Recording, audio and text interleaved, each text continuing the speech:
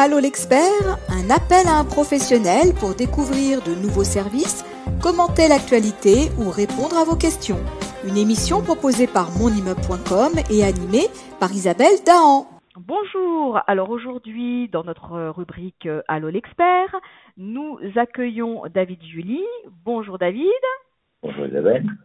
David Julie est PDG de Ibocity et nous lui avons posé une question qui nous tracasse parce qu'on s'est rendu compte qu'il y avait des difficultés à recruter des personnes qualifiées et qu'il semblerait qu'on ait une pénurie de ressources humaines dans le métier de gestionnaire. Alors, qu'en est-il exactement ? Effectivement, peut-être un petit focus déjà sur une présentation de mon entreprise Ibocity que j'ai créée en 1999, donc siècle dernier. Ibocity intervient sur les 3 domaines d'activité, syndic de copropriété, gérant et transactions. On a une croissance de 25% par an sur les 5 dernières années. On s'aperçoit actuellement que, s'agissant du syndic de copropriété, il y a une pénurie des gestionnaires et ça s'explique un peu historiquement de la manière suivante, c'est que l'organisation de la gestion d'un portefeuille, généralement, se fait sur la base d'un trinôme. Vous avez un gestionnaire, vous avez une assistante et un comptable.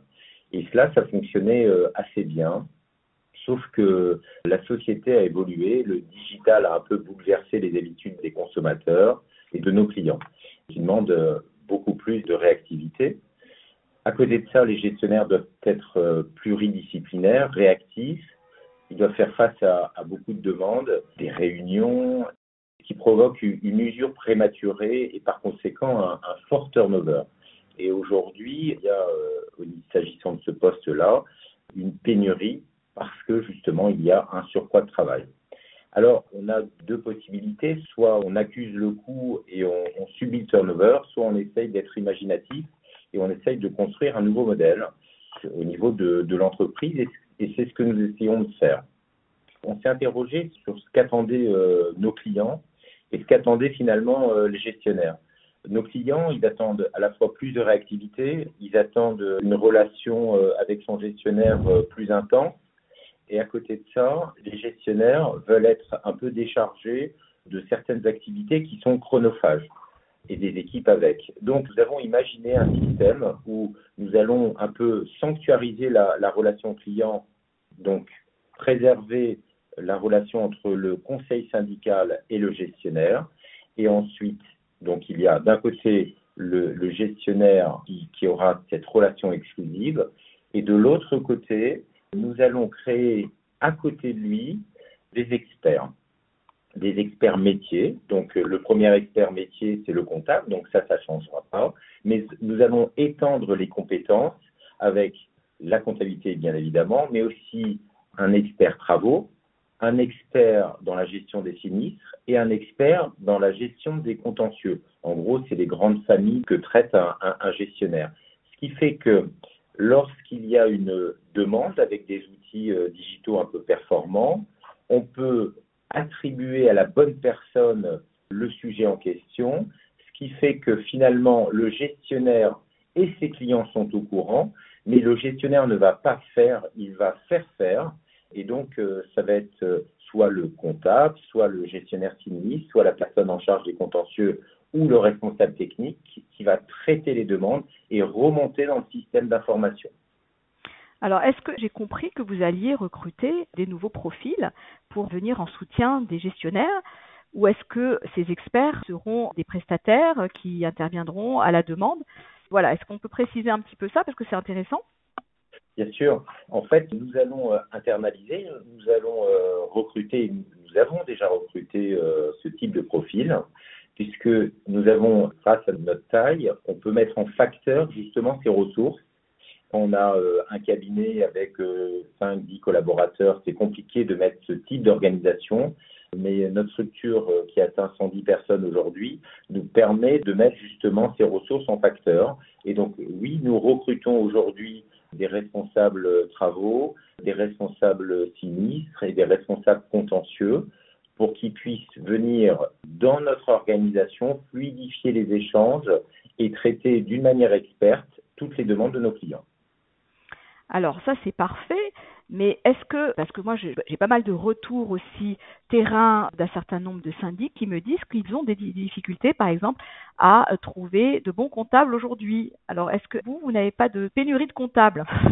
Alors, les comptables, non, aujourd'hui, nous n'avons pas de pénurie de comptables, mais encore une fois, la pénurie de comptables est liée en fait à votre mode d'organisation. Le modèle d'organisation de l'entreprise permet de fidéliser aussi les comptables. C'est-à-dire que si vous avez une organisation précise sur des fiches de poste bien claires, le qui fait quoi, qu'il n'y ait pas de trou dans l'organisation, qu'un comptable attend de la validation d'un gestionnaire pour une facture ou le retour d'un procès-verbal d'assemblée générale pour remettre à jour les budgets ou des décisions de travaux. La gestion des ressources humaines et en particulier dans le service comptabilité, j'ai remarqué que plus l'organisation est claire et méthodique, plus ce type de profil reste et sont fidèles au poste. D'accord. Donc c'est bien lié au process et puis peut-être aux outils aussi qui peuvent être plus ou moins performants qu'on met en place et qui permettent aussi d'éviter certaines tâches chronophages, on va le dire.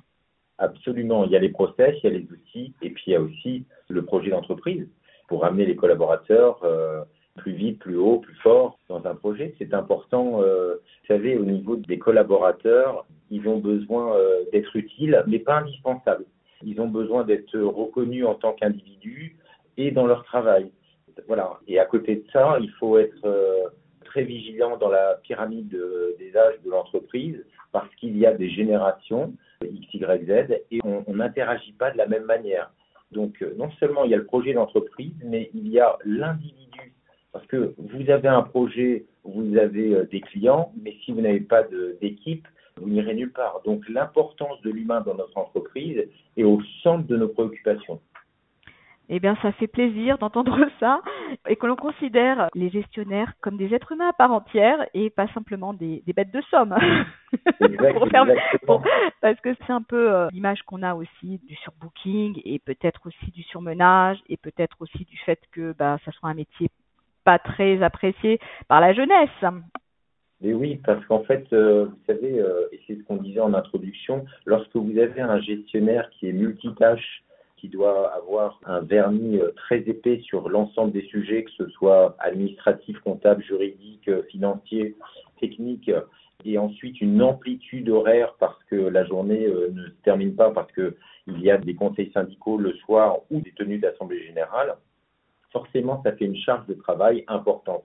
Et c'est pour ça que nous sommes en train de tester notre modèle pour décharger le gestionnaire de l'ensemble de ses actions, en tout cas d'être suppléé par tous ces experts pour fluidifier et aérer son agenda qui est extrêmement dense.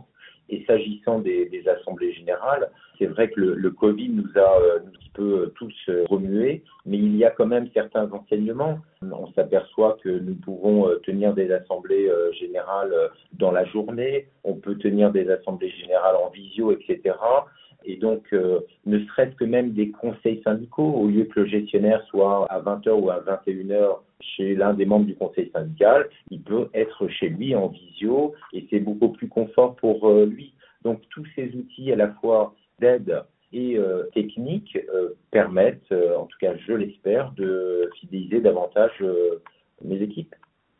Eh bien, je pense qu'on a largement répondu à la question et c'était vraiment passionnant. J'espère que on aura bientôt des nouvelles de tout ce que vous avez mis en place et d'apprendre que vous avez pu recruter les profils que vous recherchez. Je vous dis à très vite. Merci David Juilly. Et puis on se retrouve bien sûr dans les pages de monimmeuble.com.